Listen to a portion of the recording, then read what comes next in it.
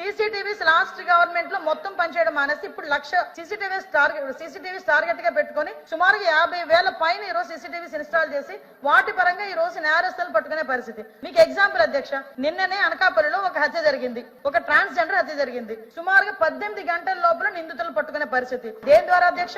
CCTV కెమెరాల ద్వారా కాదా? మాకున్న డిపార్ట్మెంట్ మొత్తం అక్కడ ఎస్పీ, డిఎస్పీ, అదేవిధంగా ఇక్కడ ఉన్న ఆఫీసర్స్ అందరూ కోఆర్డినేట్ చేసుకుంటే కనీసం అన్ఐడెంటిఫైడ్ బాడీ అధ్యక్ష, కనీసం ఫేస్ కూడా లేదు అధ్యక్ష.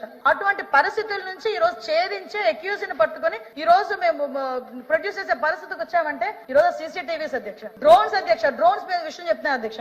ఇందాకే మేడం గారు గన్నవరం పోలీస్ కేసు విషయంలో ఆ అమ్మాయి మీద రేప్ జరిగింది, గ్యాంగ్ రేప్ జరిగింది అన్నారు అధ్యక్ష. యాక్చువల్ గా మాకు వచ్చింది మిస్సింగ్ కేసు అధ్యక్ష. అది ఆ మిస్సింగ్ కేసును ఛేదించడానికి ఎస్పీ కృష్ణ సుమారుగా చుట్టుపక్కల విజయవాడ వరకు కూడా కోఆర్డినేట్ చేసుకుని డ్రోన్స్ ని పంపించుకొని, సీసీ కెమెరాస్ పంపించుకొని మొత్తం అంతా ప్రతి పోలీస్ స్టేషన్ లోని కూడా వాళ్ళ ఇన్ఫర్మేషన్ పంపించుకుంటే తర్వాత 3 days తర్వాత మేమే ఒక ఆటో డ్రైవర్ తీసుకొచ్చి సబ్మిట్ చేసే పరిస్థితికి వచ్చింది అధ్యక్ష. పోలీస్ డిపార్ట్మెంట్ చెప్పే పరిస్థితి వచ్చింది అధ్యక్ష.